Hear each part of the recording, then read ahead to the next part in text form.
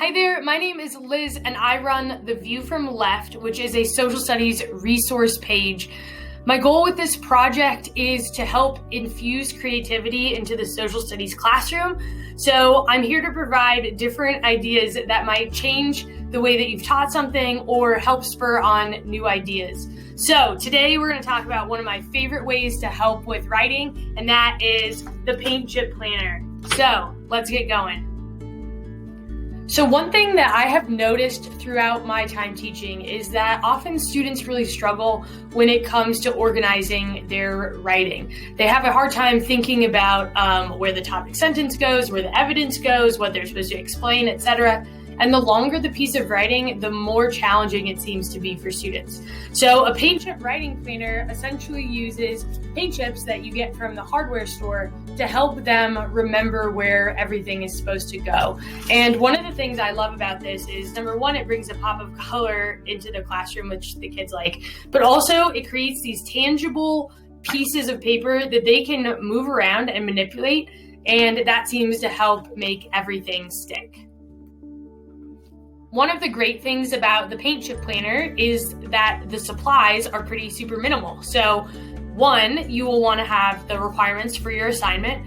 Are you working on a standalone paragraph or a larger essay? And what things do students need to include? What are you expecting when the writing piece is done? The next thing is a writing utensil. I've found that pens with darker ink tend to work better just because some of the paint chips have like darker colors, and so the darker ink tends to stand out more than pencil. And then the last thing that you'll need is, of course, the paint chip. So currently, my hardware store has two choices, one that looks like this, the other one that looks like this. Both will work. If you are using these, the colors and the gradation already exist for you, and you can distribute these to students as standalones. The other option is these single color ones. And if you go this direction, which is totally fine, you'll just want to make sure that you get sets of them to distribute to students. So the advantage of these is that they're already set up and you can hand them out, and all of the colors are there and the gradation is there.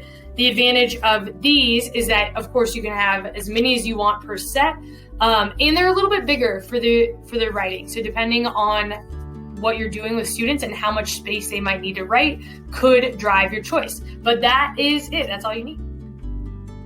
Now that you know what supplies you need, let's talk about how the paint chip planner actually works. One of the things that I've noticed over time in social studies class is that students often really struggle with writing.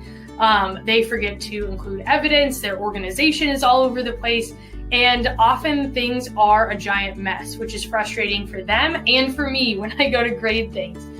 So several years ago, I was trying to figure out a way to help students better organize their writing, and happened to be at the hardware store and saw the big glorious display of paint chips, and everything just kind of clicked at once. I saw the cards there, like the paint chip cards, and the colors and the structure of it, and I thought, aha, we can use this as a method in helping students understand how to organize paragraph writing.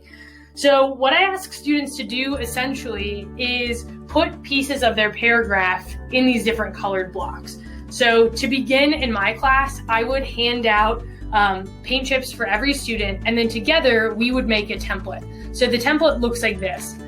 The first block, you're going to ask them to write their topic. So if it's a standalone paragraph, it's just going to be the topic for that paragraph.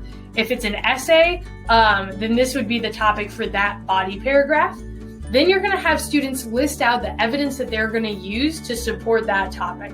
So in the template, you'll just write evidence 1, 2, and 3. But then when they're actually writing, they put the template next to their new paint chip and then write the actual evidence out for that.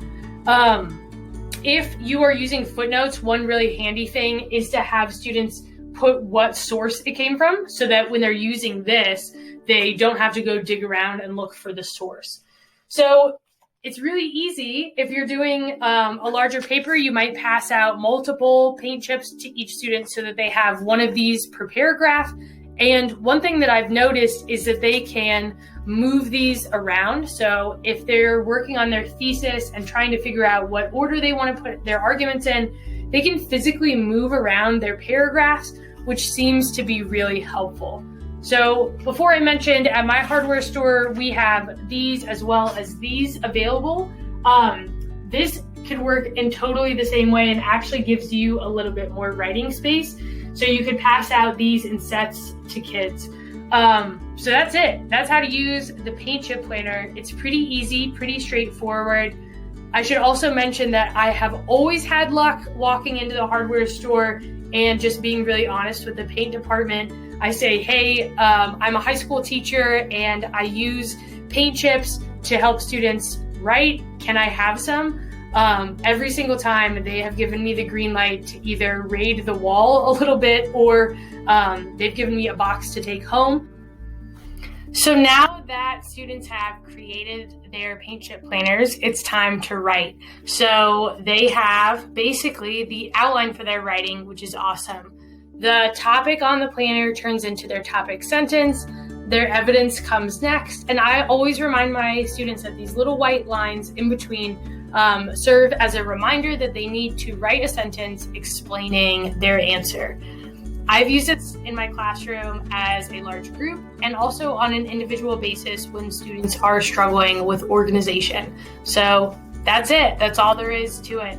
I hope today you've learned something new, and I hope that the Paint Chip Planner can be helpful and successful in your classroom. If you're looking for a handout to accompany this, you can find it over on the website, theviewfromleft.com. There is a template for a student handout produced in Canva that is downloadable if you like it as is, or editable as a template so that you can adjust it for your needs. Have a great day, everybody, and we'll see you soon. Bye. Don't forget, you can reach out with questions if you have any problems with this. And I'd also love to hear about any success stories in your classroom. All right, that's it for real. Happy writing. I'll see you guys later.